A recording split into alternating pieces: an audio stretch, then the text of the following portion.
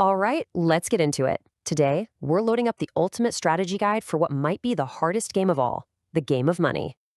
So let me ask you something. Do you ever feel like you're just stuck on the money level? You're grinding away, you're hitting all the side quests, but that XP bar, it just barely moves. It feels like a glitch, doesn't it? Like you're stuck on nightmare mode while everyone else seems to have all the cheat codes. Well, here's the thing.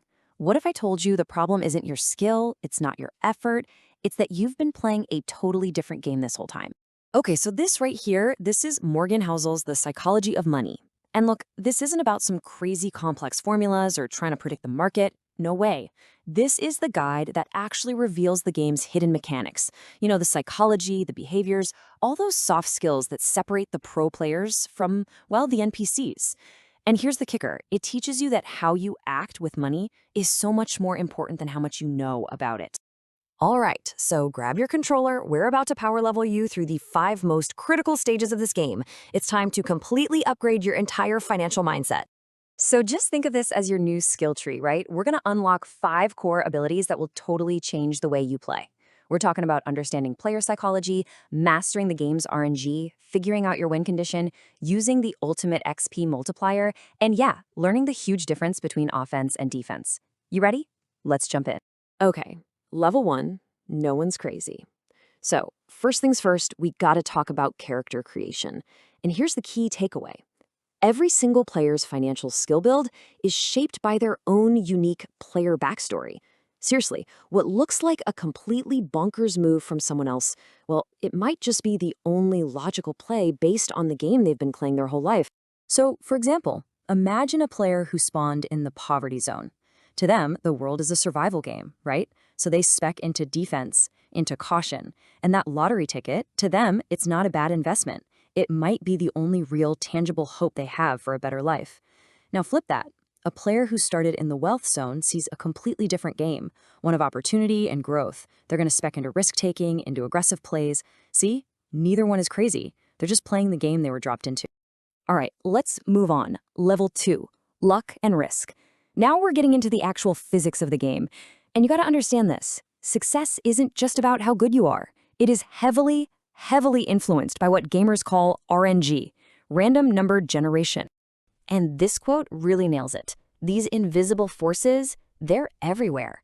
Think of it like this. Luck is like landing a critical hit, and risk, that's a critical failure. The book gives this insane example. Bill Gates. He got a 1 in a million lucky drop just by going to one of the only high schools in the world that had a computer. That's a massive crit. But then there's his friend, Kent Evans. Just as smart, just as ambitious. He suffered a 1 in a million critical failure. He died in a mountaineering accident before he ever got the chance to co-found Microsoft. Same game, same skill level, but the RNG just rolled 2 completely different dice. Okay, get ready. Welcome to your first real boss fight. Level 3 is all about battling the greed debuff. This is that huge danger of just chasing more and more gold without ever stopping to define your win condition. Because if you don't have a goal post, you're just running on an endless treadmill until you completely burn out. Check out this number. This was Rajat Gupta's net worth. The guy was a rock star CEO. I mean, he had already beaten the game. He had everything he could possibly need and then some. But he got hit with that never enough debuff. And so he risked everything he had, his reputation, his freedom, for the one thing he absolutely didn't need, more money. He got caught for insider trading and he lost it all. He failed the boss fight big time.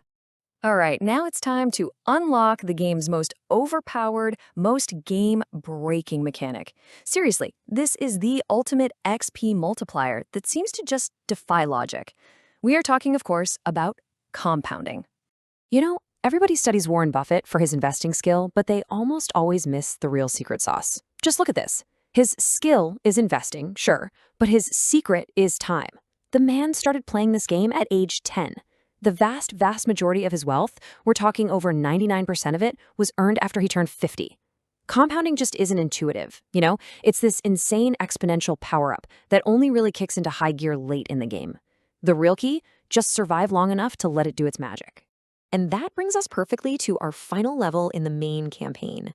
This is so important. The skills you need to get wealthy, let's call that your offense, are completely, totally different from the skills you need to stay wealthy, your defense. So getting rich, that takes an aggressive attack build, right? You got to take risks, be optimistic. But staying rich, that requires a defensive build. We're talking humility, a little bit of fear, even some paranoia. Think about Jesse Livermore, a legendary trader who went all in on offense. I mean, he made an absolute fortune shorting the 1929 market crash, but he just kept making bigger and bigger bets until, well, he lost everything.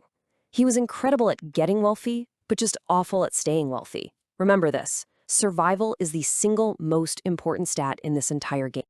Okay, so you've cleared the main quest line. Now let's unlock a secret level. This is the pro tip right here, the one that separates the really good players from the truly great ones.